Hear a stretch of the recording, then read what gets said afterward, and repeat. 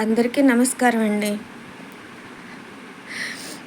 ముఖ్యంగా చంద్రబాబు గారికి, పవన్ కళ్యాణ్ గారికి, లోకేష్ గారికి, భరత్ గారికి, మీడియా సోదరులందరికీ నా చాలా చాలా థ్యాంక్స్ అండి.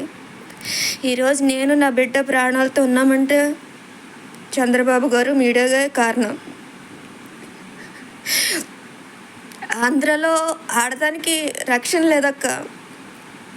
ఈ రోజుకి ఫోన్ చేసి ఎలా ఉన్నావమ్మా అని అడిగే లక్ష్మక్కకి, కాచాయిని గారికి, శ్రీలత గారికి, రాత గారికి, అందరికీ, దివ్యాంగ సోదరులకి, అప్పారావు గారికి, అందరికీ, నాగేశ్వరరావు గారికి చాలా చాలా థ్యాంక్స్. మేము ఆంధ్ర వదిలేసి పారిపోయి వచ్చేసిన ఇప్పటికీ మాకు జరిగిన అన్యాయం గురించి బాధపడుతూ మీరు అందరూ ఎలా ఉన్నావమ్మా అని అడుగుతున్నారు. స్పందించాల్సిన గవర్నమెంట్ స్పందించలేదు. రక్షించాల్సిన పోలీసులు నా బిడ్డ పరిస్థితి ఇలా చేశారు.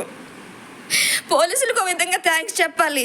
ఎందుకంటే మొన్నటి వరకు పిల్లల్ని నడువు నొప్పితో, కాలు నొప్పితో గిల్ల గిల్ల గిల్ల కొట్టుకుని ఏడ్చేది. పోలీసులు కొట్టిన దెబ్బలకి, ఈడ్చేసిన దానికి, దెబ్బకి వెన్నుపోసి అంత స్పర్శపోయింది. ఒక దివ్యాంగురాలికి ఆంధ్రప్రదేశ్లో జరిగిన ఘనకార్యం ఇది. ఒక బిడ్డకి న్యాయం అడిగాననేసి నన్ను పిచ్చిదాన్ని చేశారు. వీళ్ళు పోలీసుల, జంతువుల నాకు అర్థం కాలే. నేను సీఎం అందరూ అన్నేశారు. అందరూ అన్నారు జగనన్నకి తెలియదు, జగనన్నకి తెలిస్తే నీకు అన్యాయం, జరిగిన అన్యాయం ఇమీడియట్లుగా నీకు న్యాయం జరిగిపోద్ది అంటే నేను ప్రాణాలకు తెగించి వెళ్ళానండి సీఎం ఆఫీస్కి. ఒక మధ్యతరగతి ఆడది సీఎం ఆఫీస్ దాకా వెళ్ళడం అంటే ఎంత కష్టం. ఎలాగైనా జగనన్నని కలిస్తే నా బిడ్డకి న్యాయం జరుగుద్ది అనేసి అందరూ అన్నారు అనేసి నేను ప్రాణాలకు తెగించి వెళ్ళాను. వెళ్ళినందుకు ఫలితం ఏముంది? పబ్లిసిటీ చేసుకున్నారు. నా ఇల్లు నాకు అమ్మించి పెట్టడానికి వీళ్ళు పబ్లిసిటీ చేసుకున్నారు. అసలు పోలీసుల ఆ తాడిచెట్టు రాజా కానీ, కుడిపొడి సూర్యనారాయణరావు కానీ ఇంటర్ఫీర్ అవ్వకపోతే నా ప్రాపర్టీ, నా ప్రాబ్లం లేదు. వైసీపీ నేతలు చేసిన అకృత్యాలకి నా బిడ్డ బలైపోయింది. దానికి న్యాయం చేయమని అడిగాననేసి నన్ను పిచ్చిదాన్ని చేశారు. ఇదక్క ఆడదానికైతే ఆంధ్రప్రదేశ్లో రక్షణ లేదు. పోలీసులకు మాత్రం నేను చాలా రుణపడి ఉన్నాను. ఎందుకంటే అప్పటిదాకా నా బిడ్డ ఏడ్చేది, వెన్ను నొప్పి వచ్చేస్తుంది, కాలు నొప్పి వచ్చేస్తుంది అని గిలగిల ఏడ్చేది. ఇప్పుడు దానికి మొత్తం స్పర్శ లేదు, పూర్తిగా చచ్చిపడిపోయింది. అది ఆడవట్లేదు. ఇప్పుడు బుర్ర కూడా తిమ్మిర్లు వచ్చేస్తున్నాయి వాళ్ళు ఈడ్చిన ఈడుపులకి. వెన్నుపూస ఆపరేషన్ జరిగిన బిడ్డను అలా ఏడ్చుకుని వెళ్తారా? వాళ్ళు మనుషుల, జంతువుల?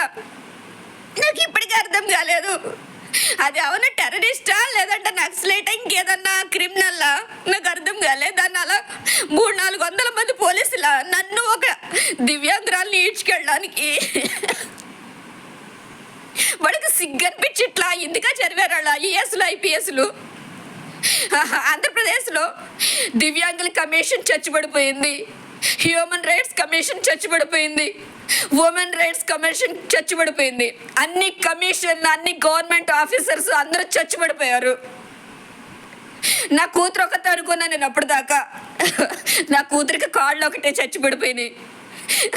కానీ ఆంధ్రలో మొత్తం న్యాయం అనేది చచ్చిపడిపోయింది. లేడీ కానిస్టేబుల్ ఉన్నది ఆడవాళ్ళని రక్షించడానికి కాదు, ఇలా పసిపిల్లల మీద, ఆడవాళ్ళ మీద దౌర్జన్యం చేయించి నోరు మోయించడానికి, పిచ్చి ఆసుపత్రికి పంపించడానికి, మగజాతికి మట్టి అంటకుండా ఆడవాళ్ళతోనే చంపించడానికి. హ్యాట్స్ ఆఫ్ నిజంగా. నా బిడ్డ పరిస్థితి ఏ ఆడదానికి రాకూడదు, ఏ పసిబిడ్డకి రాకూడదు అని నేను ట్రై చేశాను అంతే. కానీ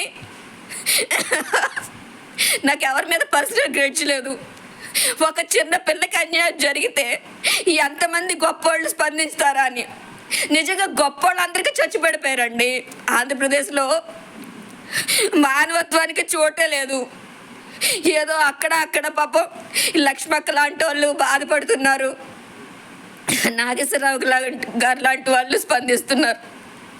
కానీ స్పందించాల్సిన గవర్నమెంట్ కానీ, పోలీసులు కానీ, దివ్యాంగుల కమిషనర్ కానీ, హ్యూమన్ రైట్స్ కమిషనర్ కానీ, అసలు ఉమెన్ కమిషనర్ లేదంట.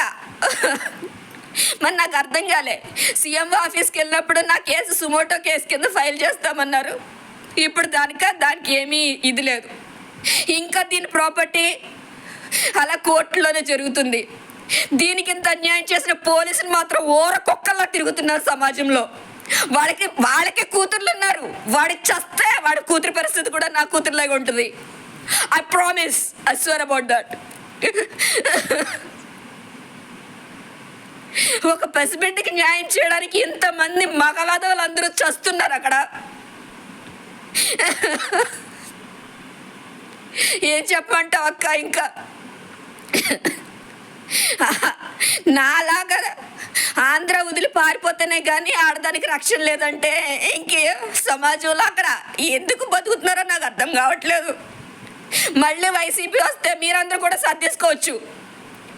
నేను చంద్రబాబు గారు వస్తేనే నేను ఆంధ్రలో అడుగు పెడతా. లేదంటే ఇంకా జగనన్న ప్రభుత్వంలో నాకు నా బిడ్డకి రక్షణ లేదు.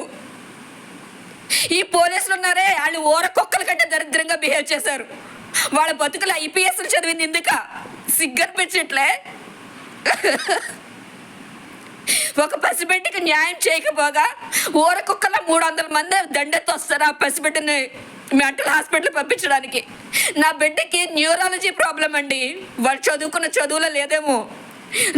న్యూరాలజీ ప్రాబ్లం వేరు, మానసిక ప్రాబ్లం వేరు. అక్కడ మానస అందరికీ చచ్చిపడిపోయింది. వాళ్ళందరూ జాయిన్ అవ్వాలి, పోలీసులు అందరూ జాయిన్ అవ్వాలి మెంటల్ హాస్పిటల్లో. ఎందుకంటే వాళ్ళలో హ్యూమానిటీ